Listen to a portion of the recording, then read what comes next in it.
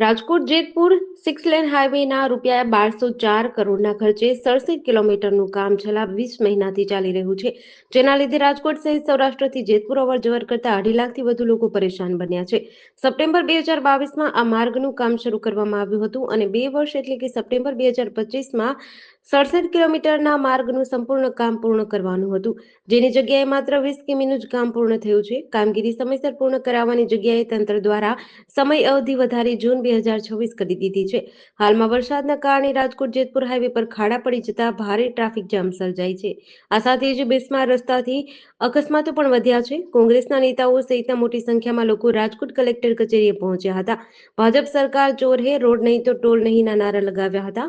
કોંગ્રેસ અને જનહિત હાઈવે હક આંદોલન સમિતિના આગેવાનો, કાર્યકરો, વેપારીઓ સહિતના આ વિરોધમાં જોડાયા હતા.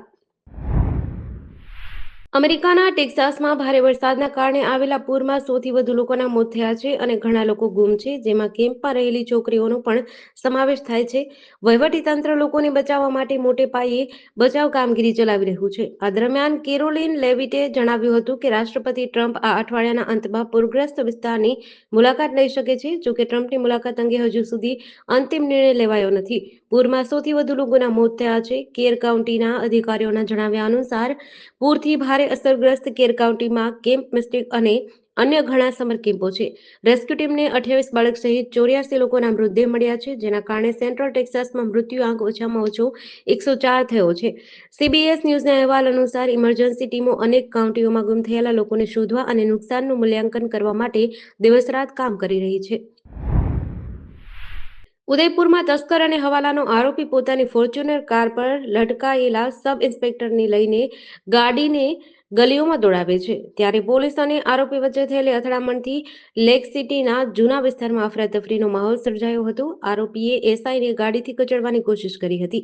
આ દરમિયાન બોનેટ પર લટકાયેલા એસઆઈએ આરોપી પર ફાયરિંગ કર્યું, છતાંય તેણે ગાડી નહીં રોકી. આરોપી થોડીવાર પછી એસઆઈને નીચે પછાડીને ફરાર થઈ ગયો. સોમવારે સાંજે થયેલી આ ઘટનાના સીસીટીવી સામે આવ્યા છે. જોકે આ અંગે બનાસકાંઠા જિલ્લા પોલીસ અક્ષર મકવાણાએ જણાવ્યું હતું કે એનડીપીએસના ગુનામાં બનાસકાંઠાની એક ટીમ રાજસ્થાન ગઈ હતી, જે સંદર્ભે આરોપીએ ગુજરાત પોલીસને જોઈને ગાડી ઉપર ચડાવી હતી.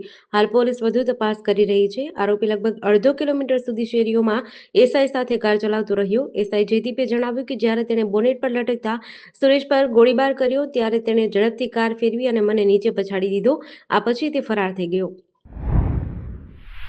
ધ્રાંગધ્રા તાલુકાના વિરેન્દ્રગઢ નરાડી વચ્ચે વિદેશી દારૂની હેરાફેરી કરતી સ્વિફ્ટ કાર પકડાઈ છે. પોલીસને બાતમી મળી હતી કે માલવણ તરફથી એક સ્વિફ્ટ કારમાં વિદેશી દારૂની ખેપ આવી રહી છે. પોલીસે રાત્રિ દરમિયાન પેટ્રોલિંગ કરતા આ કારનો પીછો કર્યો હતો.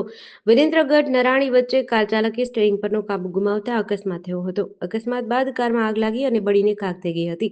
પોલીસે કારમાંથી મળેલો વિદેશી દારૂ અને કાર સહિત કુલ ₹3,14,933નું મુદ્દામાલ જપ્ત કર્યો છે. અજાણ્યા કાર ચાલક વિરુદ્ધ ફરિયાદ નોંધી આગળની તપાસ હાથ ધરી છે. અમેરિકાના રાષ્ટ્રપતિ ડોનાલ્ડ ટ્રમ્પે સોમવારે જાહેરાત કરી હતી કે તેઓ વૈશ્વિક ટેરિફ વધારવાની છેલ્લી તારીખ 9 જુલાઈથી લંબાવીને 1 ઓગસ્ટ કરી રહ્યા છે. આ સાથે તેમણે બાંગ્લાદેશ અને જાપાન સહિત 14 દેશ પર ટેરિફ વધારવાની જાહેરાત કરી છે. ટ્રમ્પ વહીવટીતંત્રએ સોમવારે તમામ અસરગ્રસ્ત દેશોને ઔપચારિક રીતે પત્ર મોકલીને આ નિર્ણયની જાણકારી કરી છે. આ નિર્ણય હેઠળ કેટલાક દેશો પર 25% દરે કર લાદવામાં આવ્યો છે, જ્યારે કેટલાક પર 30%થી 40% સુધીની ભારે ડ્યુટી વસૂલવામાં આવી છે. ટ્રમ્પે પહેલા જાપાનના વડાપ્રધાન શિગેરુ ઇશિબા અને દક્ષિણ કોરિયાના રાષ્ટ્રપતિ લી જે મ્યુંગને પત્ર મોકલ્યા પછી અન્ય દેશોને પણ જાણ કરી. ભારત માટે ટ્રમ્પે શું કહ્યું? રોયટર્સના અહેવાલ મુજબ યુએસ રાષ્ટ્રપતિ ડોનાલ્ડ ટ્રમ્પે 14 દેશ પર નવા ટેરિફની જાહેરાત કરતી વખતે ભારત-અમેરિકા વેપાર સોદા વિશે પણ વાત કરી અને કહ્યું, અમે ભારત સાથે સોદો કરવાના નજીક છીએ. અમે બ્રિટન અને ચીન સાથે સોદો કર્યો છે. રાજકોટ શહેરમાં જો તમે સ્પીડમાં વાહન હંકારી રહ્યા છો તો સાવધાન થઈ જજો, કારણ કે રાજકોટ શહેર ટ્રાફિક પોલીસ દ્વારા હવે હાઈવે બાદ શહેર વિસ્તારમાં પણ ઓવર સ્પીડિંગ વાહન ચલાવતા ચાલકો સામે કાર્યવાહી કરાઈ રહી છે. ગુજરાત પોલીસ દ્વારા રાજકોટ પોલીસને કુલ 20 સ્પીડ ગન ફાળવવામાં આવી છે. રાજકોટ શહેર પોલીસ સ્પીડ ગનની મદદથી શહેરમાં પૂરપાટ ઝડપે વાહન ચલાવતા ચાલકો સામે ઓવર સ્પીડિંગના કેસ કરી રહી છે. એમાં પ્રથમ વખત ₹2,000 અને ત્યારબાદ ₹3,000નો ઈ-મેમો મોકલવામાં આવે છે, જે 90 દિવસમાં ભરવાનો રહે છે અને જો ચાલક ભરપાઈ ન કરે તો કોર્ટ દ્વારા વસૂલાત કરવામાં આવે છે. શહેર પોલીસ દ્વારા છેલ્લા 1 મહિનામાં માત્ર રાજકોટ શહેરમાં લિમિટ કરતાં વધુ સ્પીડથી વાહન ચલાવતા હોય તેવા 4,125 ચાલક સામે સ્પીડ ગન મારફત મેમો તૈયાર કરી કુલ 95.45 લાખનો દંડ ફટકાર્યો છે. દીવમાં સ્માર્ટ સિટી પ્રોજેક્ટ અંતર્ગત ચાલી રહેલા રોડ નિર્માણ કાર્ય દરમિયાન મોટી દુર્ઘટના બની હતી. મેઇન રોડ પરથી પસાર થઈ રહેલી એક ફોર વ્હીલર કાર અચાનક ટર્ન લેતી વખતે બે અલગ અલગ ઊંચાઈના રોડ વચ્ચે લટકી ગઈ હતી. ઘટના એ સમયે બની જ્યારે કાર ચાલક ઊંચા રોડ પરથી નીચા રોડ તરફ વળ્યો હતો. બંને રોડની ઊંચાઈમાં રહેલા તફાવતને કારણે વાહન લટકી ગયું. સદનસીબે આ અકસ્માતમાં કોઈ પ્રવાસીને ઈજા પહોંચી ન હતી.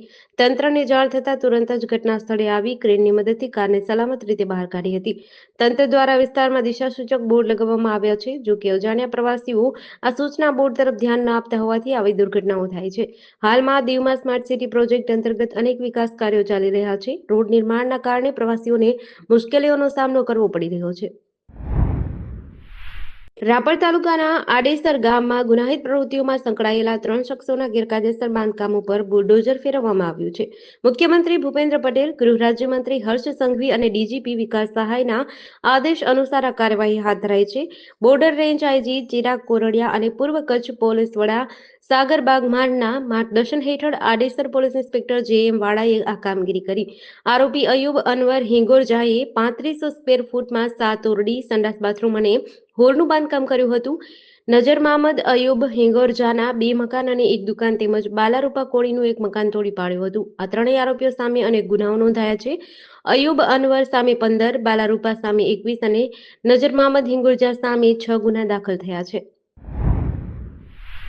મહીસાગર જિલ્લા ખાનપુર તાલુકાના વાંદરવેડ ગામમાં ગત રાત્રે વરસાદના કારણે એક કાચું મકાન ધરાશાયી થયું હતું. આ ઘટનામાં 3 ભેંસના મોત થયા છે. વણકર ધુળાભાઈના કાચા મકાનની દિવાલ ધરાશાયી થતા કાટમાળમાં ઘરવખરી અને પશુઓ દટાયા હતા. પરિવારના 5 સભ્ય ઘરની બહાર બેઠા હતા તે સમયે આ ઘટના બની હતી. આથી પરિવારજનોનો આબાદ બચાવ થયો. પશુપાલન અને ખેતી પર નિર્ભર આ પરિવાર માટે આ મોટો આર્થિક ફટકો છે. આવકનું મુખ્ય સાધન એવી 3 ભેંસોના મોતથી પરિવારમાં શોકની લાગણી છે.